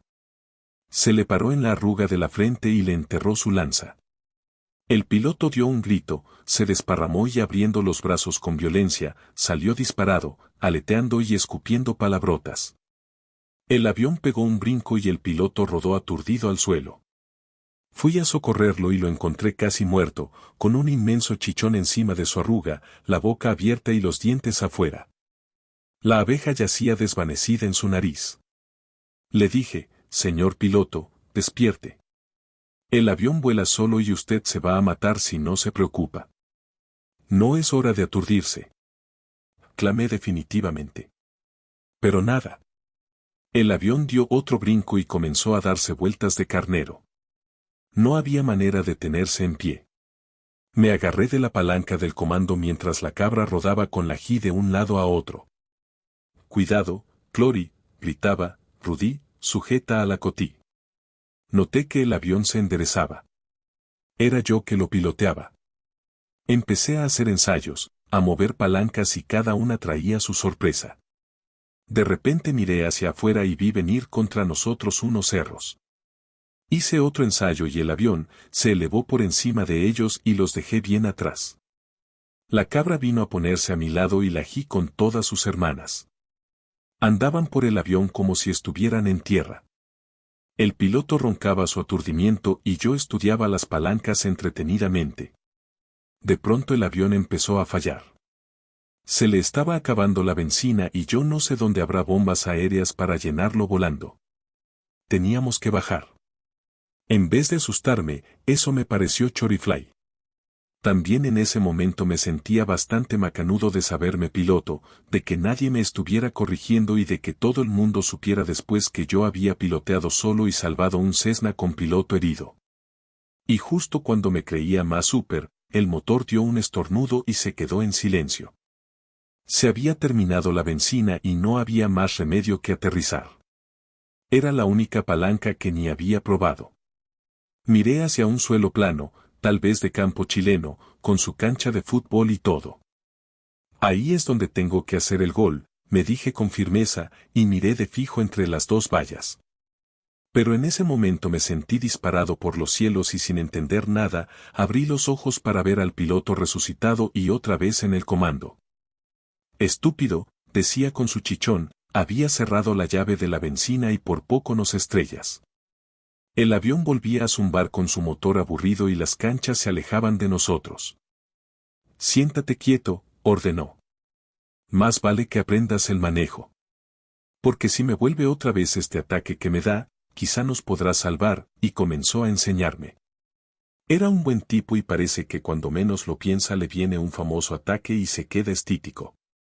Capítulo 11. El piloto civil Beleúndes nació con mala estrella y parece que de puro sufrir se le hizo esa arruga en la frente a los 6 meses. Tener mala estrella quiere decir tener suerte de perro y que a uno todo le salga mal. Por ejemplo, que los negocios no dan plata, que la esposa no lo aguanta, que los amigos lo engañan y que le echan la culpa de todo. El pobre señor Beleúndes tiene que aterrizar en campos secretos, volar con cielo nuboso, acallar los motores cuando pasa por aeródromos y cargar su avión de noche. Parece que no tiene patente, o algo por el estilo, pero sus vuelos son secretos. Y tiene ideas raras y mucho miedo de sujeta. Así como antes le dio por no hablar, después del ataque le dio por lo contrario y me contó su vida desde que nació y todos los accidentes y malas suertes y jetas que lo persiguen. Estuvo preso 3 veces y cumplió su condena, y 4 que escapó, y las escapadas a veces cuestan caras. Por eso nunca tiene dinero. Me dijo que tenía la tincada de que la fortuna le iba a traer suerte porque ya se notaba con la escapada que hicimos. Y en ese caso con este viaje le iba a cambiar su vida y sería millonario. Y si le fallaba algo se iba a Cuba. Usted me ha contado muchas cosas, le dije, menos una. ¿Cuál papelucho? ¿A dónde vamos? Usted mismo me dijo que debería preguntárselo. No es por no contestarte, pero toca el caso que ni yo mismo lo sé. Todo depende de cómo se presenten las cosas, pero si mi cabra le trae suerte, las cosas se presentarán bien, y en ese caso, ¿dónde aterrizamos? Es posible que en un valle del norte o de la zona central. Será de noche y he de esperar ciertas señales, usted es medio misterioso, y a mí me gustan los misterios, clamé, pero en ese momento me di cuenta de que estaba muy oscuro y me acordé que Lají debía tener miedo. ¿No hay luz en este avión? Le pregunté. Hay, contestó con voz final, pero yo vuelo a oscuras y si te parece mal te duermes. En vez de dormirme me fui a la cola del avión a acompañar a Lají, tanteando con las manos la encontré acurrucada durmiendo con la fortuna de almohada y me volví a mi asiento. A mí me gusta la oscuridad, dije, no se ven las cosas feas y también uno puede imaginarse otras más macanudas. Pero Beleúndes ni me contestó. Había estrellas en el cielo y parecía que él las contaba para ubicarse. De pronto encendió una radio que nunca hizo funcionar antes y se oyó, atención, atención, avión no identificado indique patente y vuelo. Paso. Beleúndes apagó la radio y dijo algo que no entendí. Sentí que nos elevábamos recto hacia arriba. Quizá atravesaríamos la noche para llegar al día, subíamos y seguíamos subiendo. De pronto nos enderezamos y se encendió una luz. Por fin estamos sobre las nubes, dijo Beleúndes estirando sus piernas. Ahora podemos continuar el vuelo tranquilos. ¿Volaremos toda la noche? Aterrizamos cuando menos te lo pienses, dijo, y su mano negra encendió otra vez la radio. Perdido. Paso. Repito, Cessna sin identificar perdido. Atención, atención. Cerró el botón de la radio y lanzó una carcajada. Comeremos algo, papelucho. Abre esa caja. Esa caja contenía jamón, huevos duros, chocolate y bebidas. Era de primera y todo esto tiene un gusto todavía más exquisito cuando hace mucho tiempo que uno no ha comido. Beleúndes miró su reloj. Resulta que en ese instante sentimos un feroz choque. El avión se estremeció y la fortuna salió galopando hacia atrás. Fue un sacudón y luego nos quedamos muy quietos en el vuelo. Giramos en redondo suavemente. ¿Qué pasó? Pregunté al señor Beleúndes. La señal, dijo el genial piloto. Hemos rozado la señal. Ahora bajamos. Agárrate, papelucho. Silenció los motores y empezamos a planear en secreto haciendo círculos. Apareció una luz y otra, y otra. Dibujaban una seta inmensa que se iba agrandando. ¿Es esa la señal? Pregunté. ¿Vamos a aterrizar? No había terminado la frase cuando me di un feroz cabezazo, se oyó un grito de Lají y la fortuna se largó a balar desesperada. El avión galopaba en un suelo áspero y abollado, que era suelo de verdad. Un balido tremendo en mi propia oreja me sacó de mis sueños. Era la fortuna que otra vez, mareada, tosía y vomitaba a mi lado. Lají seguía durmiendo en la cola del avión arrebujada entre sacos misteriosos. Yo sentía que nos íbamos de punta con violencia y mi estómago subía y subía. Por suerte se apagó la luz. ¿Qué pasa?, pregunté. Hemos atravesado las nubes y desde ahora comienzo a ubicar señales, contestó Beleúndes. ¿Vamos a aterrizar? Pero no me respondió. Debía tener otra vez esa cara dolorosa y a lo mejor le volvería el ataque. Esperé y miré la oscuridad de abajo.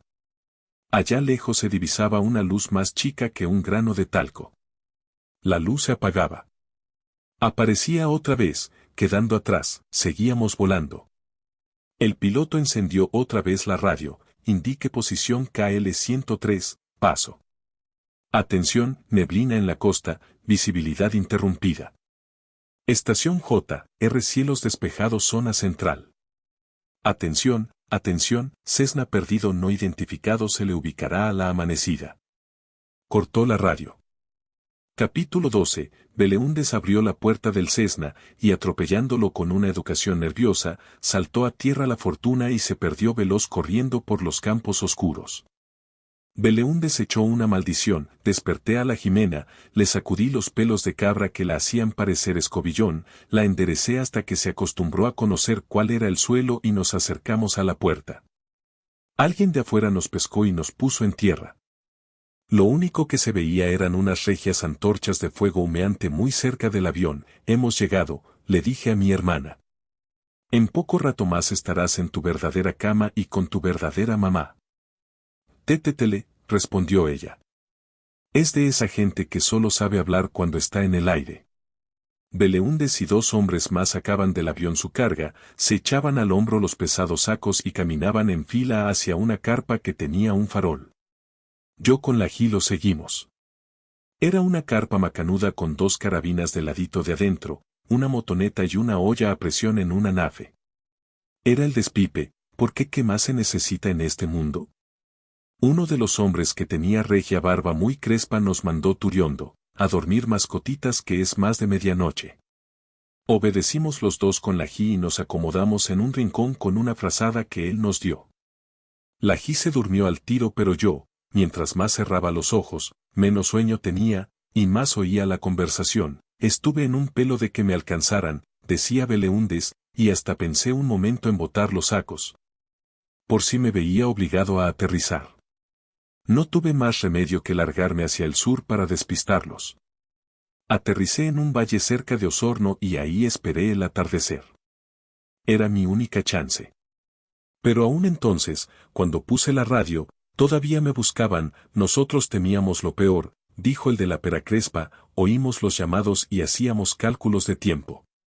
Debiste aterrizar aquí a mediodía, tenía que haberte sucedido algo.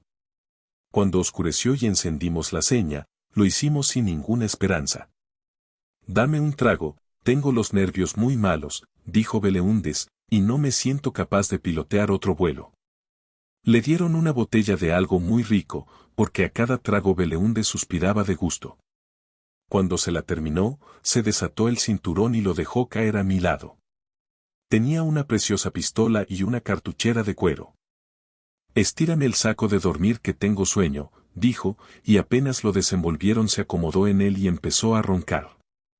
Se ha emborrachado el muy bruto, dijo el de la barba. No despertará hasta mañana. Tendremos que arreglárnosla sin él antes de que aclare, no es fácil llevar carga en motoneta de noche y sin caminos, dijo el otro. No es fácil ninguna cosa, dijo el barbudo. Pero ahora se trata del pellejo. El avión será localizado apenas amanezca, y linda cosa si nos pillan con todo. El rancho del gitano está a 100 kilómetros de aquí. En 2 horas estás allí, y andando, dijo el barbón. Tal como yo, el otro obedeció.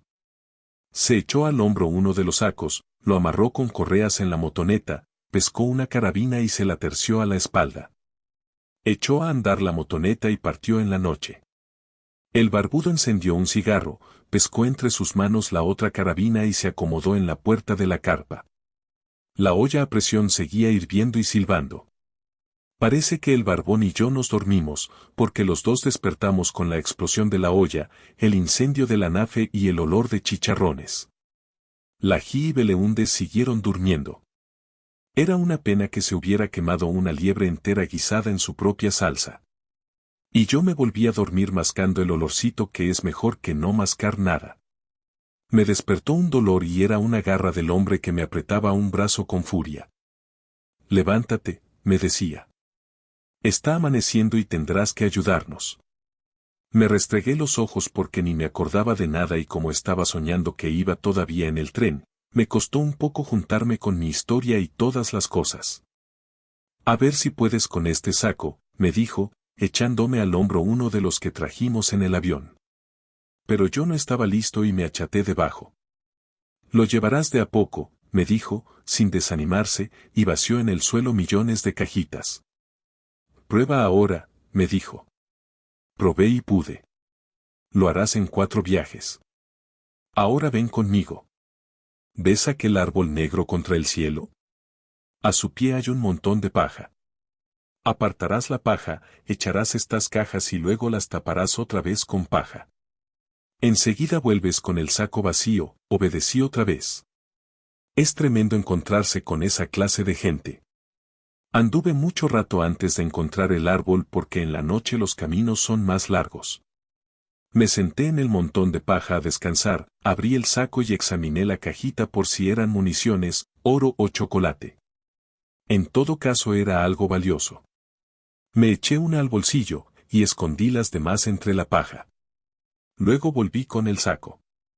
Hice 4 viajes, pero en el último aclaraba ya, y ver amanecer es súper. Uno siente lo que sintió Dios cuando hizo el mundo, algo genial. ¿Has oído el ruido de la motoneta? Fue todo lo que me preguntó el barbón en vez de darme las gracias. No, señor. Ahora te llevas el otro saco de la misma manera, ordenó. Yo te prepararé un buen desayuno a ti y a tu hermana mientras tanto. Pero esta vez dejas el saco allá escondido, ¿entiendes? Partí casi con medio saco. El barbón me hizo trampa y resultó muy pesado. Pero ahora de día, con el sol allá en los cerros y pájaros despertando, la cosa era más fácil. Enterré el saco y me guardé 4 cajitas en el bolsillo. Yo me pagaba una por cada viaje. Pero en esto me dio miedo de que me pillara el bulto y decidí llevarme solamente lo que tenían dentro. Era una gota de polvito en un sobrecito plástico. Seguramente era uranio, aunque la caja decía coca. Algún día me podría servir para algún invento. Hice 2 viajes más aunque el olorcito a desayuno me llegaba a dar tilimbre. Por fin se acabaron los sacos y el barbón me sirvió una taza de café con leche. Lají vino a acompañarnos, pero el señor Beleúndes prefirió seguir durmiendo. El pan era duro, pero el barbón lo remojaba en la leche y yo lo imité y es rico. En esto estábamos cuando se oyó un avión. Como un autógrafo saltó Beleúndes de su sueño y se puso el cinturón con balas. El barbón se lo quitó y lo metió entero en la olla a presión, tapó la carabina con el saco de dormir. El avión bajaba suavemente y antes que me acabara mi pan, había aterrizado. Era de la Fuerza Aérea. Saltó el piloto a tierra y Beleúndes y el barbón corrieron a recibirlo. Mi teniente, qué felicidad. Decía Beleúndes. Me quedé sin gasolina y sin radio. Aterrizamos sin novedad. Era un vuelo local con mi cuñado y los niños. Se rió mostrándonos a nosotros. El teniente le estrechó la mano y le regaló un tarro grande de gasolina, me tiró de la oreja y le dio un caramelo al ají. Después se elevó y se fue. Desde ese momento le cambió el carácter a Beleúndes y al barbón se reían y hacían bromas y más bromas. De repente no sé qué me dio por hablar y dije, ¿ya qué hora vuelve el de la motoneta? Dicho y hecho. Se acabaron las risas, se enfurruñaron las frentes y estos caballeros se pusieron furiondos. Era que estaban nerviosos. ¿Dónde se habrá metido ese animal? Tú también eres un animal, dijo Beleúndes, te olvidaste de sacar la señal de las antorchas. El teniente la habrá visto y, no compliques más. Basta con que Ordúñez no haya vuelto. ¿En qué manos estará la carga? Ni había terminado la frase cuando se obó en lontananza un ruido de moto. Se ablandaron las arrugas de las caras furiosas que miraban el más allá, pero de pronto esas caras se fueron poniendo cada vez más raras y más raras. Allá lejos se divisaban no una moto, sino que 2, 3, 4, por lo menos. Beleúndes dio un grito, a bordo, zarpe, y pescando el gran tarro de gasolina echó a correr al avión y se trepó. El barbón recogió la carabina y llegó un poco después, justo cuando Beleúndes despegaba del suelo. Los dos con Lají nos quedamos perpetuos hasta que los vimos perderse en el cielo. Capítulo 13. Resulta que el rugido de motores era como trueno y 5 regias motos alemanas en perfecto estado y de su único dueño nos rodearon a los dos con Lají. A ver si me dices dónde está tu padre, me habló el policía más gordo. Eso es lo que no sé, le respondí. Hace días que yo lo ando buscando, escúchame, vivo. Si hablas, no tendrás que cantar. ¿Está el jefe? El jefe ha salido, repliqué. ¿Te refieres al avión? ¿Ha salido en el avión? Usted también lo vio, dije. ¿A dónde ha ido? No dijeron más que, a bordo zarpe, y volaron dejándonos abandonados. ¿Son hijos de ellos, la niña y tú? No, señor. Nos trajeron de mascota desde Osorno con otra compañera que ahora se perdió. No entiendo nada. Tendrás que acompañarnos. ¿Vamos a la comisaría? Tengo amigos allá, no lo dudo. Súbete atrás con tu hermana, allá hablaremos. De modo que quieres hacerme creer que no conoces al piloto que acaba de zarpar. Yo no he dicho eso. De conocerlo lo conozco, y se llama Beleúndes. Pero no es mi papá. ¿Y su acompañante? A ese le obedezco pero ni sé cómo se llama. Echó a rugir la moto y no le oí nada más, corríamos por los campos a 1000 por hora y el motor era prepotente. Cuando pasamos por la parva de paja y el árbol le conté que ahí había un tesoro, pero el policía ni me oyó, y seguimos de largo, como si tal. Lají me rasguñaba con sus uñas filudas pescadas a mi cintura. El avión de Beleúndes ni se divisaba. Llegamos a un retén de policía. Era de esas casitas blancas con ventanas y puertas verdes, un escudo, un arbolito, un collar de piedras en el suelo y una grada para entrar. Adentro estaba el corralito, la mesa, el tintero, el libro y el teniente. En el cuartucho de al lado, el amigo del barbón durmiendo. Nombre, dijo el teniente. Papelucho. ¿Dirección? Desconocida. ¿Cómo desconocida? Desconocida porque no la conozco y también porque nunca la supe, a ver. ¿Cómo es eso? Empecé a contarle mi historia y me enredé. También él era mal entendido porque me confundía mucho. Hasta que por fin me preguntó, ¿sabes escribir? Soy escritor, le dije. En ese caso, aquí tienes un cuaderno y a ver si me escribes toda esa historia que tratas de contarme. Mientras no esté escrita, quedas detenido. Me metieron en el cuartucho donde dormía el de la motoneta, me entregaron un lápiz de pasta y un cuaderno y se mandaron mudar, cerrando la puerta. Lají estaba muy feliz porque ni se da cuenta cuando uno está detenido. Pero yo me sentía tremendamente furioso, porque tenía mucho que hacer, y lo primero era encontrar a mi mamá y papá. Golpeé en la puerta con furia y nadie me abrió.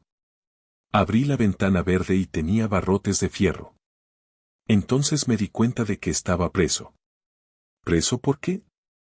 Nadie explica nada. Asomé la cabeza entre los barrotes y vi las 5 motos en hilera brillando al sol. Miré hacia el otro lado, y ahí estaba la fortuna amarrada a un árbol. ¿Presa también?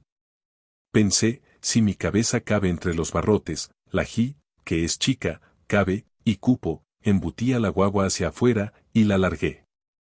Se levantó corriendo y voló a tomar su mamadera.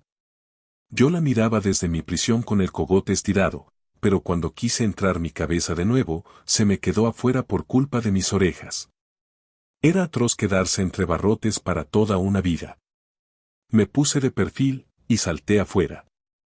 Estaba libre. Había que arrancar, antes que se dieran cuenta los policías. Dominé la tremenda tentación de subirme a una moto y preferí correr en silencio con la G y la Fortuna. Era una especie de pueblo, con sus calles y todo, hasta su feria libre. Ahí, entre repollos, limones, patos y sacos era refácil confundirse con los mirones y perderse de la pista. Porque nadie compraba. Llegamos a una farmacia y aproveché para preguntar cómo se llamaba el pueblo. ¿Eres recién llegado?, me preguntó la boticaria. Estoy de paso, contesté. ¿Vamos a Arica, a Arica? ¿Y viajando, a dedo? No ha sido necesario, respondí. Solo queremos saber dónde estamos y si es fácil llegar. La boticaria soltó una de esas risas coquetonas que aprietan la boca y estremecen los hombros. Me estaba coqueteando, se veía, pero yo descubrí en su tienda cosas buenas que quería comprar. Mientras ella seguía coqueteando, vi una campanita celeste que le quedaría muy linda ahora colgada del cogote a la Fortuna, y pregunté cuánto valía. 200, curioso. ¿Y la rosada? Igual precio, preguntón. ¿Por qué me insulta? Le dije. ¿Cree que no tengo plata? Bueno, ¿tienes? No tengo, pero tengo algo que vale más que todas sus campanitas. Tengo uranio. ¿Uranio? Se puso toda seria y me trató con reverencia. A ver si me lo muestras, para comprártelo. Saqué mi paquetito, es decir, un paquetito de plástico, y se lo mostré sin dejar que lo tocara. Coca. Clamó como si hubiera visto al diablo. ¿Y dónde conseguiste eso? ¿Tienes más? Me lo guardé en el bolsillo y me puse bien seco. Los negocios son negocios y hay que saber negociar. Tengo 7 paquetes, le dije paulatinamente, y muchos más escondidos. ¿Cuánto paga por ellos? Una campanita por los 7, dijo, brillando toda entera. No, dije yo con voz dura. 7 campanitas por los 7 y el dato del escondite. Yo me di cuenta de que ella se sentía muy feliz con ese negocio, y si ella estaba tan feliz debía ser mal negocio para mí. Rápidamente respondí, 17 campanitas por lo menos. Creí que iba a decir que no, pero lo malo fue que dijo, sí, con todo el cuerpo. ¿Qué iba a hacer yo con 17 campanitas? Pero no estaba para complicarme. Haría un collar de puras campanitas para la Fortuna y se acabó. Le entregué los 7 paquetes de coca y ella me dio una caja entera de campanitas. La G estaba feliz y la boticaria también, porque hasta me regaló una cinta donde las ensartamos y me ayudó a ponérsela en el cogote a la cabra. Se veía preciosa. Era una cabra importada. Nos fuimos orgullosos. Pero en la puerta me sujetó la boticaria. No me has dicho el lugar del escondite, dijo, sonriendo otra vez, coqueta. La pobre no sabía que a mí me cargaba así. No, le dije. Y usted tampoco me ha dicho cómo puedo llegar a Arica. Te lo digo después de que largues tu secreto. Llévame tú al lugar donde tienes el uranio, y yo te llevo a Arica. Me quedé un poco perpetuo. ¿Y si ella no cumplía su promesa después de saber el escondite? Las mujeres son poco cumplidoras. Mientras así pensaba, ella le dio chocolate a la G, una lechuga a la cabra, unos caramelos para mí. Mientras más pasaba el tiempo, más nos daba. Y yo me sentía un canalla de no tener confianza. Sé que eres un pequeño desconfiado, dijo. Pero no importa. Es hora de cerrar, entraremos a almorzar y después hablaremos nuevamente.